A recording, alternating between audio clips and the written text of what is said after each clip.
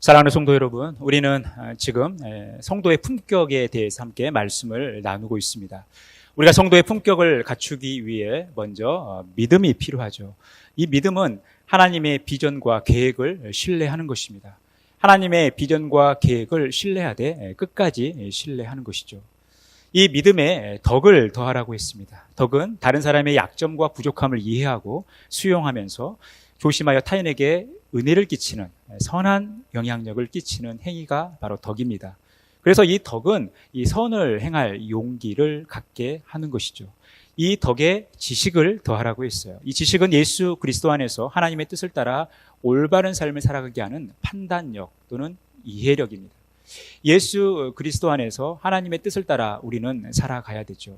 그런데 그것이 우리의 힘으로 살아가는 것이 아니라 하나님이 주신 능력, 하나님께서 주신 판단력을 가지고 살아가는 것입니다. 그리고 이 지식에 절제를 더하라고 했어요. 주 예수께 붙들려 그분으로 만족하고 복음을 위해 자신을 쳐서 복종하며 예수님의 통제를 받는 행위가 바로 절제입니다. 그래서 이 절제는 우리로 하여금 담대한 믿음을 갖게 하고 온전한 덕을 세우는 것이죠. 그런데 사도 베드로는 믿음의 덕의 지식의 절제를, 그리고 이 절제의 인내를 더하라고 말씀하고 있어요. 여러분, 왜 절제에 인내를 더해야 할까요? 우리 그리스도인들에게는 왜 인내가 필요할까요? 우리가 이 인내의 삶을 어떻게 살아갈 수 있을까요? 우리는 오늘 그것을 함께 묵상해 가도록 하겠습니다.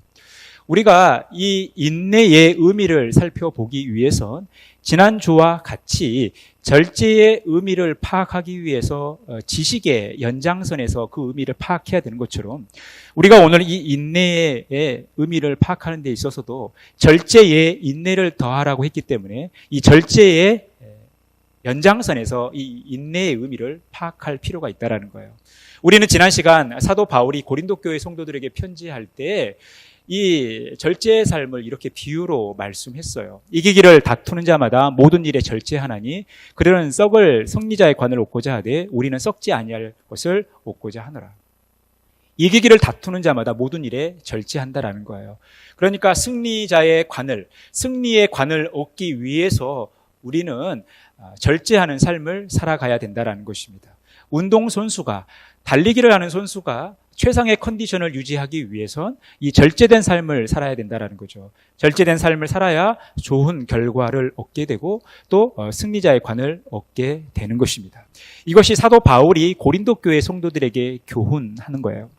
그런데 이 비슷한 관점에서 히브리서 기자가 이 믿음의 삶, 복음을 위하는 삶을 비유로 표현한 것이 있어요. 사도 바울이 이 믿음의 삶, 복음을 위하는 삶을 달리는 사람의 어떤 이 비유를 통해서 표현을 했다면 히브리서 기자는 이와 같이 표현하고 있습니다. 히브리서 12장 1절에 보니까요. 이러므로 우리에게 구름같이 둘러싼 허다한 증인들이 있으니 모든 무거운 것과 얽매이기 쉬운 죄를 벗어버리고 인내로써 우리 앞에 당한 경주를 하며. 히브리서 기자는 우리 앞에 놓인 이 믿음의 삶, 복음을 위하는 삶을 우리 앞에 놓인 경주라고 표현을 하고 있어요. 우리 앞에 당한 경주라는 것은 우리 앞에 정해진 경주라는 거예요. 그러니까 다른 말로 표현하면 우리는 반드시 경주를 해야 된다는 거죠. 우리가 믿음의 삶을 반드시 살아야 되는 거예요. 우리는 복음을 위하여 반드시 살아야 된다는 것입니다. 그런데 이 복음을 위하는 삶, 또 믿음의 삶을 우리가 이 경주로 표현하고 있는데 이 경주를 잘 하기 위해서 필요한 게 뭐냐면 모든 무거운 것과 얽매이기 쉬운 죄를 벗어버리라는 거예요. 다른 말로 표현하면 우리가 우리 앞에 정해진 경주를 하기 위해서 우리가 최상의 컨디션을 유지해야 된다는 거죠. 무거운 것과 얽매이기 쉬운 죄를 벗어버리라는 거예요. 이것을 우리는 다른 말로 표현하면 절제죠. 그리고 나서 인내로서 이 경주를 하라는 거예요. 그러니까 히브리서 기자가 강조하고 있는 것은 우리의 믿음의 삶, 복음을 위하는 삶을 살아가는 데 있어서 중요한 것은 절제와 인내의 삶이라는 거예요. 사도 바울이 이런 믿음의 경주, 이기는 믿음의 경주를 하기 위해서 준비 단계에서 절제된 삶을 통해서 최상의 컨디션을 유지하는데 이 준비 과정에 초점을 맞췄다면 히브리서 기자는 이제 절제된 삶을 지나 인내의 삶을 통해서 이 컨디션이 계속해서 유지되어지는 그 경기의 과정에 필요한 이 인내의 삶에 초점을 맞추고 있다라는 거예요. 여러분, 우리가 믿음의 경주를 하기 위해서, 특히 이기는 믿음의 경주를 하기 위해서, 우리가 믿음으로 살아가기 위해서, 또 복음을 증거하는, 복음을 위하는 삶을 살기 위해서 우리에게 필요한 중요한 자세는 바로 절제와 인내라는 거예요. 그래서 베드로 사도는 절제에 인내를 더하라고 말씀하고 있어요. 히브리서 기자는 더 나아가서 왜 우리에게 인내가 필요한가 이렇게 말씀하죠. 우리 같이 읽겠습니다. 히브리서 10장 36절 말씀. 너희에게 인내가 필요함은 너희가 하나님의 뜻을 행한 후에 약속하신 것을 받기 위함이라. 우리에게는 반드시 인내가 필요하다는 거예요. 그런데 인내가 필요한 이유가 무엇이냐면 우리가 하나님의 뜻을 행한 후에 약속하신 것을 받기 위함이라는 거예요. 우리가 인내가 필요한 것은 하나님의 뜻을 따라 행해야 된다는 거죠. 하나님의 말씀을 듣고 그 하나님의 뜻을 따라 행해야만 우리가 믿음의 삶을 살 수 있고 하나님께서 우리에게 복을 주신다는 거예요. 또한 하나님은 말씀을 통해서 또 우리에게 하나님의 뜻을 교훈하고 또 우리에게 그 하나님의 뜻을 알려주실 뿐만 아니라 우리에게 약속하신 그 말씀들을 그대로 주신다라는 거예요. 그래서 우리가 인내가 필요하다는 것은 하나님의 뜻을 행하고 그 하나님께서 약속하신 말씀을 그대로 받기 위해 인내가 필요하다라는 거예요. 여러분, 우리는 하나님의 말씀의 소중함을 압니다. 하나님의 말씀의 필요성을 알아요. 하나님의 말씀만이 우리의 삶의 능력이 된다는 사실을 압니다. 하나님의 말씀만이 우리가 복받는 인생이 되는 비결이라는 것을 우리는 알아요. 우리는 이 말씀의 능력을 알고 말씀의 소중함을 알고 말씀의 필요성을 알지만 문제는 우리가 이 하나님의 말씀대로 살아가지 못하는 현실이 우리 앞에 놓여 있다는 거예요. 하나님의 말씀의 소중함을 알고 하나님의 말씀의 능력을 알지만 우리가 그 말씀대로 살지 못하는 그 연약한 모습들이 우리 안에 있다는 거예요. 하나님 말씀에 비춰봤을 때 우리가 그 말씀에 순종하지 못하면서 실패하는 우리의 모습들을 우리는 늘 발견하게 된다라는 거예요. 그러니까 여러분, 우리가 이 하나님의 말씀에 어떻게 반응하냐라는 거예요. 우리가 하나님 말씀에 어떠한 태도를 취하냐라는 거예요.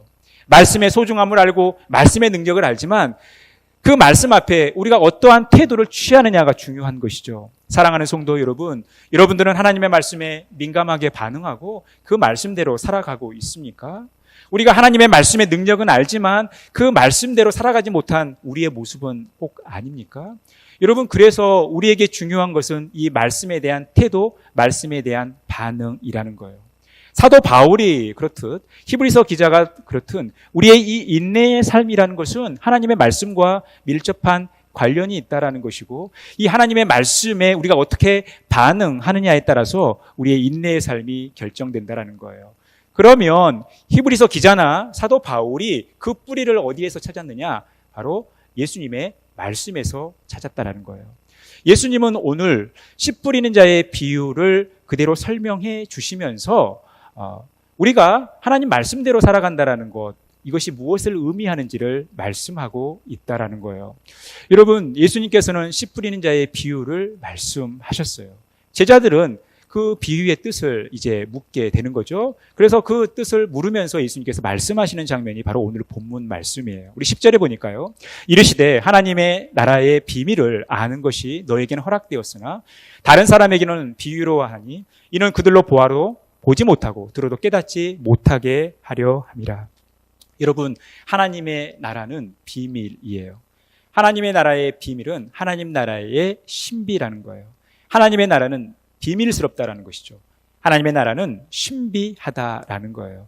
그러니까 이 비밀스럽다라는 것은 모두가 다 알 수 있는 게 아니라는 거예요. 비밀을 아는 자만 알 수 있는 거죠. 그런데 예수님께서는 이렇게 말씀하셔요. 제자들에게는 이 비밀을 허락했다라는 거예요. 그러니까 예수님께서 제자들에게 이 비밀을 허락하셨다라는 것은 제자들에게 이 하나님 나라의 비밀을 설명해 주시겠다라는 거죠. 그런데 다른 사람들은 이 하나님의 나라의 비밀, 이 신비를 알 수 없다라는 거예요. 그러니까 예수님으로부터 설명을 들어야만 알 수 있다라는 거예요. 그래서 오늘 이 씨 뿌린 자의 비유를 예수님께서 친히 해석해 주시는 장면이 바로 오늘 본문입니다. 오늘 본문의 내용을 이렇게 표로 간단히 요약해 보면 이렇습니다. 씨 뿌리는 자가 씨를 뿌려요. 길가와 바위 위 그리고 가시떨기 좋은 땅에 각각 씨를 뿌립니다. 그러니까 모든 땅이 다 씨가 뿌려져요. 그런데 길가에 씨가 뿌려졌지만 새들이 와서 먹어버려요. 바위 위에 씨가 뿌려졌지만 말라버립니다. 습기가 없기 때문에. 가시떨기에 씨가 떨어졌지만 이 가시로 인해서 기운을 막아버려요. 그리고 좋은 땅에 씨가 뿌려졌을 때 결실을 하게 됩니다. 이게 표면적으로 드러난 일이에요. 이 표면적인 드러난 일에 이 비밀이 있다, 신비가 있다는 것은 그 내면의 뜻이 있다는 거예요. 예수님이 이 표면적으로 드러나는 일을 이제 그 내면의 의미를 설명해 주는 게 바로 오늘 본문이에요. 씨가 뿌려졌다는 것은 말씀을 들었다라는 거예요. 말씀을 들었는데 모든 땅에 다 말씀을 들었다라는 거예요. 어느 곳에만 말씀이 들려지고 또 어떤 곳에는 말씀이 들려진 게 아니라 길가가 됐든 바위 위가 됐든 가시떨기가 됐든 좋은 땅이 됐든 다 말씀을 받은 거예요. 말씀을 들었다라는 거예요. 그런데 길가는 빼앗겨 버렸습니다. 그 말씀을 빼앗겨 버렸어요. 바위 위에서는 말씀을 배반해 버렸습니다. 그리고 가시떨기에서는 말씀이 온전히 결실을 하지 못했고 좋은 땅은 결실을 한 거예요. 그런데 그 말씀을 지켜 결실을 한 거죠. 그런데 왜 이런 일이 발생했는가? 왜 길가와 바위 위와 가시떨기와 좋은 땅에 이런 일이 발생했느냐? 길가에는 마귀가 와서 말씀을 빼앗아 버린 거예요. 그러니까 말씀을 빼앗아 버렸기 때문에 열매를 못 맺는 거죠. 바위 위는 시련이 닥친 거예요. 박해가 온 거예요. 그러다 보니까 그것을 이겨내지 못하고 배반을 해버렸다라는 것입니다. 가시떨기에 떨어졌다는 것은 이 세상의 염려와 향락거리로 인해서 그 유혹에 넘어가서 잠깐은 결실을 하는 듯 했지만 온전한 결실을 하지 못했다라는 거예요. 그런데 좋은 땅에는 착하고 좋은 마음으로 결실을 했다라는 거예요. 착하고 좋은 마음으로 말씀을, 떨어진 하나님의 말씀, 들려진 하나님의 말씀을 지켜 행했다라는 거예요. 그래서 좋은 결실을 하게 된 것이죠. 30배, 60배 결실을 한 거예요. 100배의 결실을 했다라는 것입니다. 왜 그런 일이 벌어졌는가? 우리는 오늘 이 15절 말씀에 초점을 맞춰서 오늘 이 말씀의 의미를 살펴보려고 합니다. 15절에 보니까요. 우리 같이 한 목소리 읽어볼까요? 좋은 땅에 있다는 것은 착하고 좋은 마음으로 말씀을 듣고 지키어 인내로 결실하는 자니라. 좋은 땅에 있다라는 것이 착하고 좋은 마음으로 말씀을 듣고 지켰다라는 거예요. 그리고 인내로 결실했다라는 거예요. 여러분, 여기서 말한 착하고 좋은 마음, 이 착하고 좋은 마음이 좋은 땅을 의미하는데, 그러면 착한 마음이 무엇인가? 지혜와 신성함과 의로움을 얻는데 자신을 낮추는 것이 바로 착한 마음이에요. 좋은 것을 얻기 위해 자신을 낮추는 겸손한 마음이 착한 마음이라는 거예요. 그리고 좋은 마음이라는 것은 이 선하고 유익한 것을 얻기 위해 불필요한 것들을 포기할 줄 아는 게 좋은 마음이라는 거예요. 좋은 땅이 된 것은 착하고 좋은 마음을 가졌다라는 것이고, 착하고 좋은 마음을 가졌다라는 것은 좋은 것을 얻기 위해 자신을 낮추는 이 겸손함과 함께 불필요한 것들을 제거하는 결단, 용기가 있었다라는 거예요. 이것이 바로 착하고 좋은 마음, 그리고 이것이 하나님의 마음인 거죠.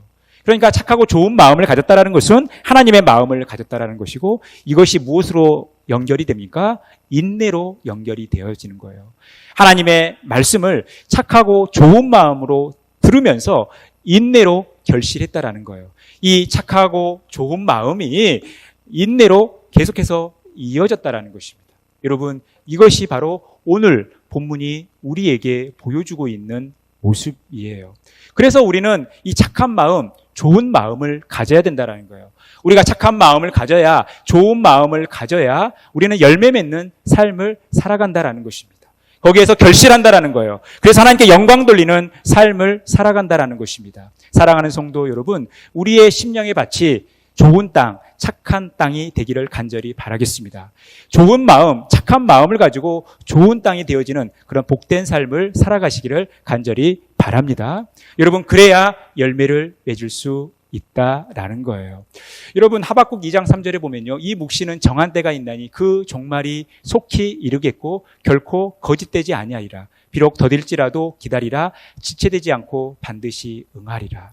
여러분, 이것이 무엇을 의미하냐면 우리가 좋은 땅이 된다라는 것, 그리고 우리가 착한 마음을 가진다라는 것, 좋은 마음을 가진다라는 것, 그래서 인내와 좋은 땅은 밀접한 관련이 있다라는 거죠.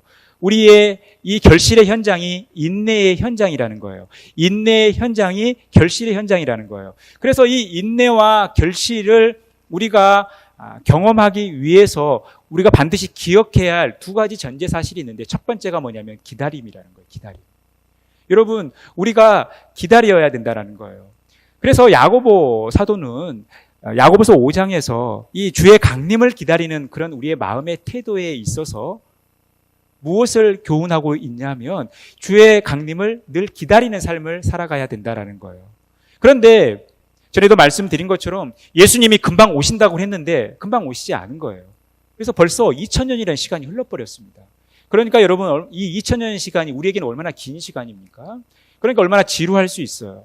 그런데 이 주의 강림을 기다린다라는 것이 무엇을 의미하냐면 농부가 그 땅에서 나는 그 열매를 기다린 것과 같다라는 거예요. 농부가 이 열매를 이렇게 얻기 위해서 그 열매가 맺히고 또 결실하는데 기다림이 필요한 거죠. 그래서 이른 비와 늦은 비를 기다리는 거 아닙니까? 저도 농촌에서 살면서 이 농사일을 많이 했기 때문에 이 의미를 잘 알고 있습니다. 여러분, 지금은 현대화 시대라 자동화되어 있고 또 기계화가 되어 있기 때문에 회사에서 물건 하나 만드는 거 그냥 뚝딱 만들어냅니다. 기계만 완비되면 물건 하나 금방 만들어내요.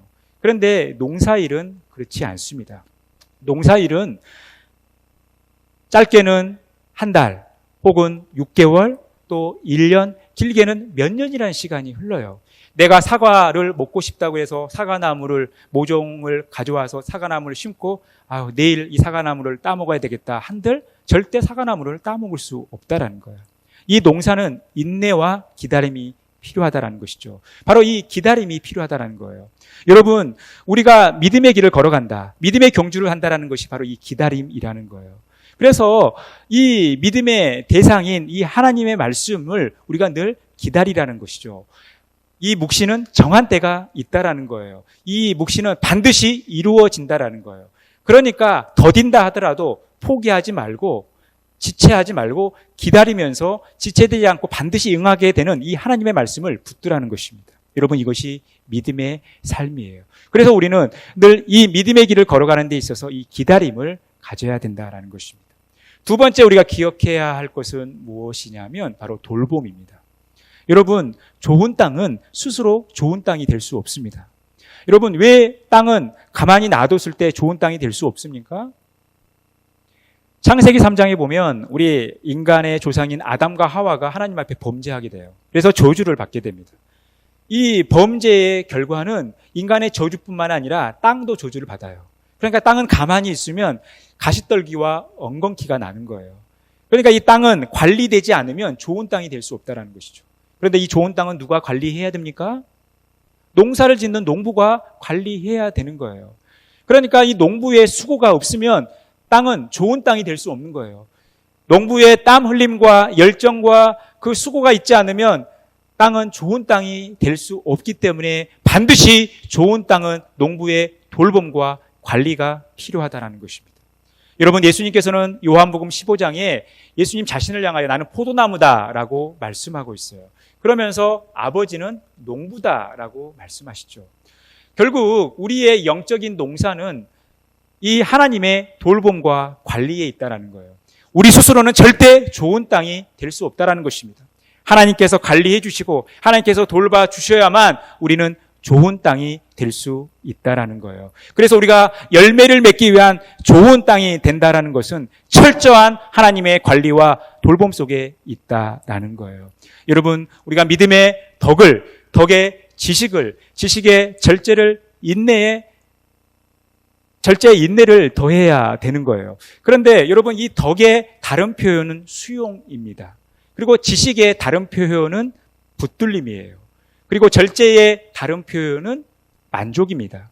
그리고 인내의 다른 표현은 바로 기다림과 돌봄이라는 거예요. 그래서 우리는 믿음의 삶을 살아간다, 믿음의 경주를 한다, 복음을 위하여 살아간다고 할 때에는 이 인내의 삶을 살아가야 되는데 반드시 기다림과 돌봄이 필요하다라는 거예요. 그래서 여러분, 날마다 이 인내의 삶을 살아가시되 하나님의 말씀이 우리의 삶 가운데 반드시 성취된다라는 것, 이것을 믿으시고 하나님의 돌봄과 관리 속에 살아가시기를 간절히 바라겠습니다. 이것이 믿음의 경주예요. 승리하는 삶이라는 것입니다. 사랑하는 성도 여러분, 우리가 착한 마음, 좋은 마음을 가지고 좋은 땅이 되어서 결실을 맺어야지 하나님께서 기뻐하시는 거예요. 여러분, 우리가 계시록 3장 10절에 보면요, 라오디게아 교회에 이렇게 편지하는 말씀을 접하게 됩니다. 내가 나의 인내의 말씀을 지켰은즉 내가 또한 너를 지켜 시험의 때를 면하게 하리니 이는 장차 온 세상에 임하여 땅에 거하는 자들을 시험할 때라. 여러분, 말씀 앞에 어떤 수식어가 붙습니까? 인내라는 수식어가 붙어요. 여러분, 말씀은요, 항상 인내라는 수식어가 붙는 거예요. 그러니까 말씀을 지킨다라는 것은 인내가 필요하다는 거예요. 우리가 인내의 말씀을 지킬 때에 우리 하나님께서 시험의 때, 여기서 말하는 시험은 시련입니다. 이 시련의 때를 면하게 하시고 우리를 보호하시고 우리를 구원의 길로 인도하신다라는 거예요. 그래서 우리가 말씀을 지킬 때는 반드시 인내가 필요한 것이죠.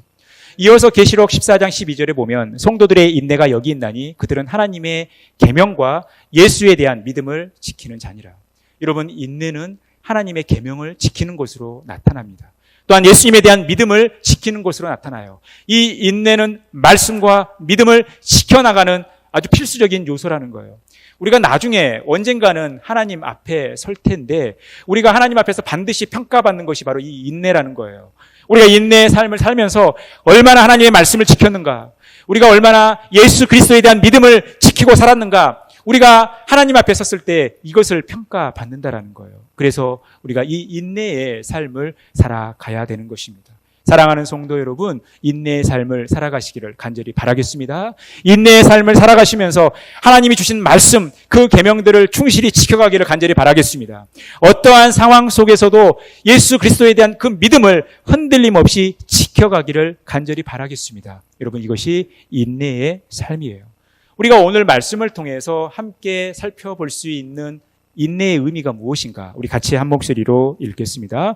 환난의 직면에서 그것을 적극적으로 수용하고 하나님의 돌보심 속에 말씀을 지키며 그 성취를 기다리는 것. 여러분, 이것이 인내예요.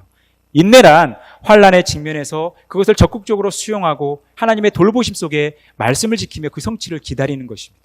그러니까 환난을 적극적으로 수용하는 거예요. 피하지 않는 거예요. 환난이 있더라도 그것을 직접적으로 대하는 것이죠. 그러면서 하나님의 돌보심을 기대하는 거예요. 하나님의 돌보심을 기대하면서 하나님이 주신 말씀을 지켜가는 것입니다. 그리고 그 하나님의 말씀이 반드시 우리 안에 성취될 것을, 하나님께서 약속하신 것은 반드시 이루어진다라는 것을 믿고 가는 거예요. 여러분, 이것이 인내의 삶입니다. 그러니 여러분, 이 좋은 땅에는 인내가 있는 것이고 착한 마음이 있는 것이고 좋은 마음이 있는 것이고 하나님의 돌보심이 있는 거예요. 그렇게 이 모든 것들이 작용할 때 우리는 좋은 땅이 되고 이 좋은 땅에 하나님의 말씀이 그대로 성취되어지고 열매를 맺는 것입니다. 여러분, 예수 그리스도를 통해 구원을 받은 우리 하나님의 백성들이 이 땅 가운데 살아가는 것이 녹록치 않습니다. 이 땅 가운데 살아가면 우리가 마귀에게 마음을 빼앗길 때도 있어요. 우리에게 환난과 어려움이 닥칠 때도 있습니다. 때로는 우리에게 많은 유혹과 향락거리들이 우리를 유혹할 때가 있어요. 하지만 우리가 여기에 휩쓸려 간다면 우리는 열매 맺지 못하는 것이죠. 우리의 마음의 밭이, 우리의 심령의 밭이 좋은 땅이 될 수 없다라는 거예요. 그런데 우리가 철저한 하나님의 돌보심 속에서, 관리 속에서 착한 마음을 가지고 좋은 마음을 가지면서 절제된 삶을 살아가면서 인내의 삶을 살아갈 때 우리의 마음의 밭은 좋은 땅이 되어 하나님의 말씀이 떨어질 때 30배, 60배, 100배의 결실을 맺는다라는 것입니다. 이 삶이 저와 여러분의 삶 가운데 풍성하게 넘치기를 간절히 바라겠습니다. 바로 절제와 인내는 함께 가는 것입니다. 사랑하는 성도 여러분, 10초의 인내라는 이 말이 있습니다. 이 이야기가 어디에서 나왔냐면 과수원을 운영하는 한 사람이 이 사과의 열매가 이제 빨갛게 무르익은 시점이 됐습니다. 여러분, 우리가 이 과수원을 경영하는 데 있어서 물론 이 자연 재해와도 싸워가야 되지만 이 도둑과도 싸워가야 되지 않겠어요? 그러니까 이제 예민한 때가 됐죠. 사과 열매가 이제 결실할 때가 되니까 도둑으로부터 이 과일을 지켜야 된다라는 생각이 든 거예요. 전에 이 과일을 도둑 맞은 적이 있었기 때문에 이 과수원 주인은 이제 엽총을 들고 이 과수원 울타리 밖에서 지키고 있는 거예요. 그래서 혹 어떤 도둑이 이 과일을 따가는 것을 지켜보는 거죠. 그런데 어느 날 이 과수원을 지키고 있는데 한 소년이 그 사과나무 위를 올라가는 거예요. 그때 이제 이 과수원 주인은 엽총을 그 소년을 향해 쏘려고 했습니다. 그런데 그날 교회 가서 예배 시간에 들었던 설교 말씀 중에 우리가 행동할 때 10초를 참으면 10초만 인내하면 됩니다라는 이 말씀을 들었던 거예요. 그래서 그 말씀을 기억하면서 10초를 참았던 거예요.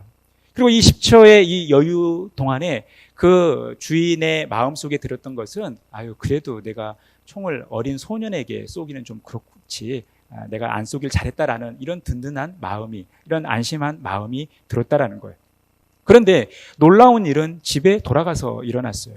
이제 저녁에 집에 돌아갔는데 사랑하는 아내가 과일을 깎아주면서, 그 사과를 깎아주면서 이렇게 이야기하더라는 거예요. 우리 아들이 너무나 기특하게도 처음 열매는 부모님 먼저 드셔야 된다고 하면서 과일을 따왔다는 거예요. 그러니까 그날 목격했던 그 소년이 아들이었던 거예요. 10초를 참지 않았다면, 10초의 인내를 가지지 않았다면 그 총을 자기 아들에게 향할 뻔했다라는 거예요. 그러니까 얼마나 시급했겠습니까? 이것이 바로 10초의 인내예요. 여러분, 우리가 하나님의 말씀이 우리의 삶 가운데 그대로 성취되어지는 것 우리는 믿습니다. 근데 문제는 뭐냐면 언제 성취되냐라는 거예요. 우리가 기다려야 되는데 우리의 이 조급함이 하나님을 신뢰하지 못하게 하고 이 조급함이 하나님의 말씀이 성취되어지는 것을 방해한다라는 거예요. 우리는 너무나 조급하게 우리의 시간표대로 무엇이든지 되기를 바랍니다. 그런데 여러분, 우리의 삶이라는 것은 우리의 시간표가 아니라 하나님의 시간표대로 움직인다라는 거예요. 우리의 인생이라는 것은 우리의 시간표가 아니라 하나님의 시간표, 즉 크로노스의 시간에 따라 움직여진다라는 거예요. 그래서 우리는 하나님의 시간을 볼 수 있는 믿음의 눈을 가져야 된다라는 거예요. 이것이 바로 인내의 삶이라는 것입니다. 사랑하는 성도 여러분, 사도 베드로는 믿음의 덕의 지식을, 지식의 절제를, 절제의 인내를 더하라고 했습니다. 우리가 믿음을 가지고 믿음의 삶을 살아가며 복음을 위해 살아가기 위해서 우리에게는 절제가 필요한 거예요. 이 절제는 믿음의 삶을 살기 위해 미리 좋은 컨디션을 만드는 것이죠. 그런데 여러분, 우리가 좋은 컨디션을 처음에 가지고 있다고 하더라도 이것이 끝까지 유지되지 않는다면, 끝까지 그 좋은 컨디션을 가지고 경기에 임하지 못한다면 여러분, 이것은 어떤 의미도 없는 거예요. 그러니까 중요한 것은 우리의 이 최상의 컨디션을 끝까지 유지하는 거죠. 그래서 절제된 삶의 연장선, 그것을 유지하는 게 바로 인내라는 거예요. 그런데 그 인내를 위해서 우리에게 정말 필요한 것은 뭐냐면 우리 스스로의 힘, 능력이 아니라 하나님의 돌보심과 하나님의 관리라는 거예요. 여러분, 철저한 하나님의 관리 속에서 우리가 절제의 삶을 살아가고 또한 인내의 삶을 살아가시기를 간절히 바라겠습니다. 우리가 이 인내의 삶을 통해서 최상의 컨디션을 끝까지 유지하면서 우리가 좋은 땅, 착한 마음, 또 좋은 마음을 가지고 우리가 좋은 땅이 되어서 하나님의 말씀이 우리 앞에 떨어졌을 때에 그 말씀을 지켜 행하면서 30배, 60배, 100배의 결실을 통해서 하나님께 영광 돌리는 하나님의 기쁨이 되는 저와 여러분의 복된 삶이 되어지기를 간절히 축원합니다.